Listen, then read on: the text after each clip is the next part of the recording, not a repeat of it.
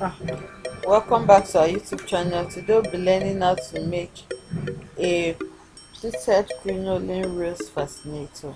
Okay, so for this tutorial we'll be using pleated crinolines. So if this is what you want to learn, stay tuned and watch till the end. Kindly subscribe to our channel if you haven't subscribed, and click on the notification bell so that I get notified anytime we upload a new video. Welcome back to our YouTube channel. Today we'll be learning how to make a rose pleated crinoline design. Okay, it's very simple to make. We'll be working with this pleated crinoline. I have two colors, gold and black, and each one is 30 inches in length. I'll need this hairband for attaching it. I'll be working with these trimmings, so I'm not decided which one I'm going to use it, but I have these trimmings, and I also need my needle and thread. Okay, so this is my needle and thread and some glue to add my trimmings. So let's just get right into the tutorial. So the first thing I'm going to do is to fold this crinoline into two like this. So it's like this before. I'll just fold it into two, and then I'm going to run a loose stitch all the way around so that I can gather it. Okay, so just watch what I'm doing. It's folded into, so I'm going to start my stitches from here and it will go all the way around. So I'll take my first stitch here, and then I'm going to tie a knot. Remember that crinoline, you can see crinoline has holes, so you have to secure it so that it doesn't pull out when you're trying to drag it. So I'm going to make my first knot so that I'll know that it is held together in place for me. Okay, so once this is done, I know I'm free, so I can start my running stitches. So I'm starting my running stitches like this, and I'm bringing this out before I bend to the other side. Okay, so I'm going to continue the stitches. If you have a longer needle, it makes the work easier for you. You do your stitches faster. Okay, but I'm working with the regular needle here, so I'm just going to try to run along. So I'm just making my loose stitches so that I can drag it by the time I'm through. So I'm almost at the end now. I'll continue running my stitches. Okay,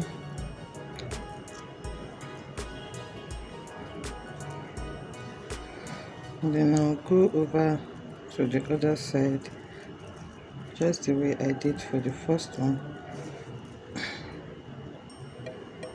and then I'm done.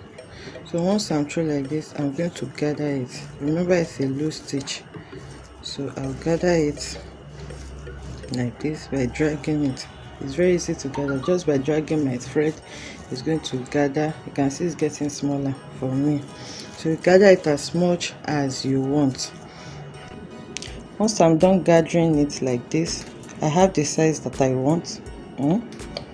So I'm just going to make this into a rose. And how do I do that? I'll just remember these rough edges that has been gathered together for me now. If you have frills around here, you can trim it off. So from here, I'm just going to wrap it to form a rose. So I'll keep wrapping it around each other like this.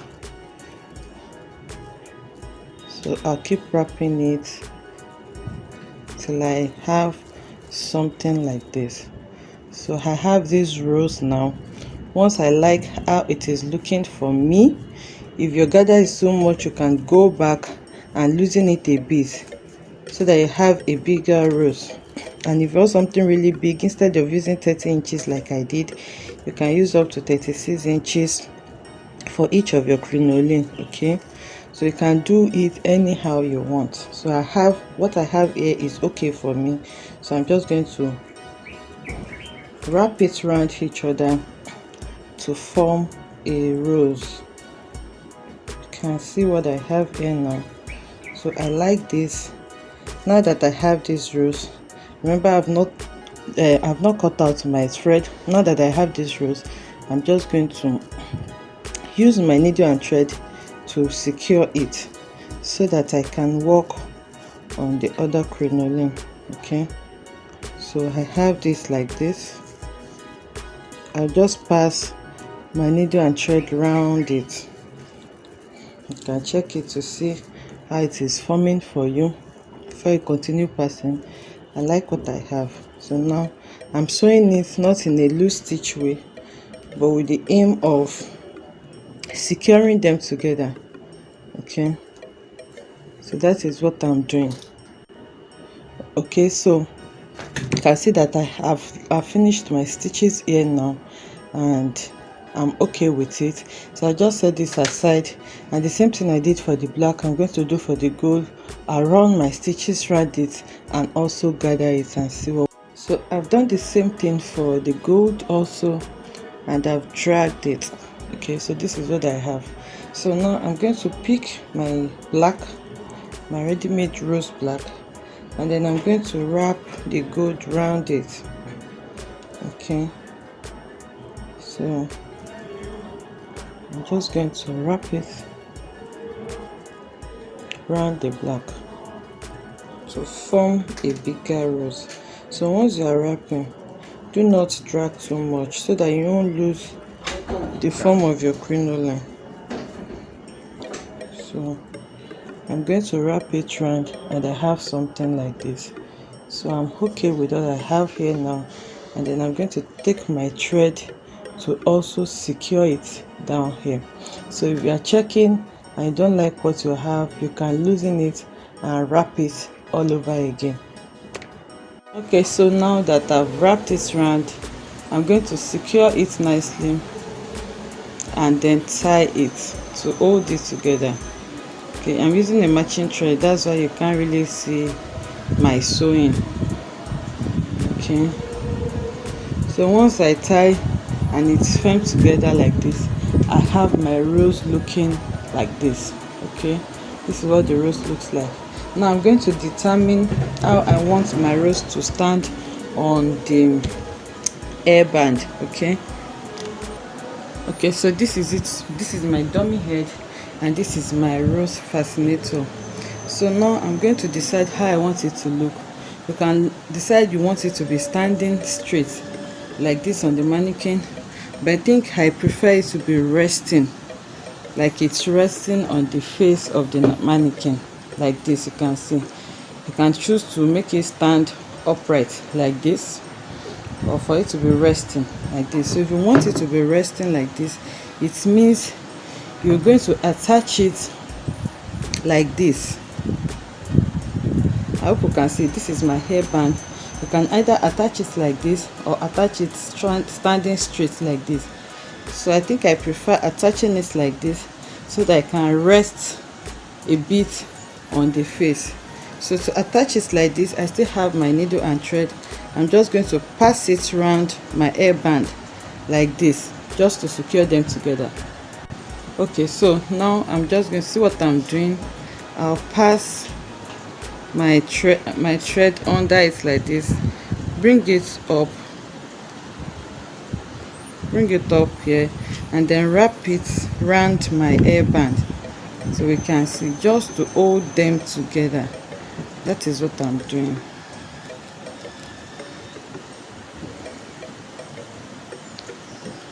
So that I can firmly secure it. Okay, now that I'm done attaching it, you can see it can stand on its own. I'm just going to tie the rope and cut it off.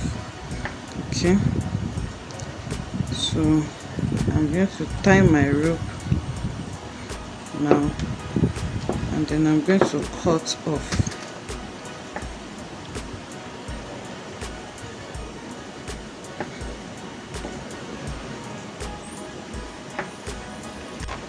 Okay, so we can see what you have here, these rough edges and also this. I didn't use a matching thread so you can see how obvious this is. We cannot leave this like this. So this side, I'm going to try and cover it with roses. if you have a big bold rose, is better to just cover it for you at once, but I don't have that now, so I'm going to use these two small black roses to cover this edge like this, so that the back will be looking also neat. And I pluck out this small tree from this. Okay, so I'm going to put it in the middle like this also, just to give it some form of design. I'll be attaching this with my glue. Okay, so now this is what I did. I glue the roses to the back so that the back will be neat, looking neat also. And this is our fascinator here now, so I don't want it to be looking plain, and I have this butterfly, so I'll just find a way to just get somewhere to put this butterfly, and then I'm going to attach it together with a glue.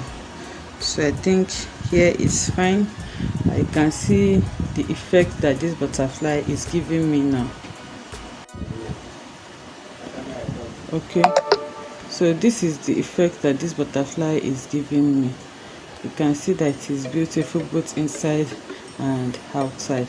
So now we have this rough thread on our hairband, so I'm just going to cut a piece of fabric. You can use scuba fabric that can cover it up. I'll add glue, and then I'm going to use it to hide that for me, so that I can have something as neat as possible. And that is how you make your rose crinoline headband. Okay, now the back is covered, and you can see that it is neat inside and outside.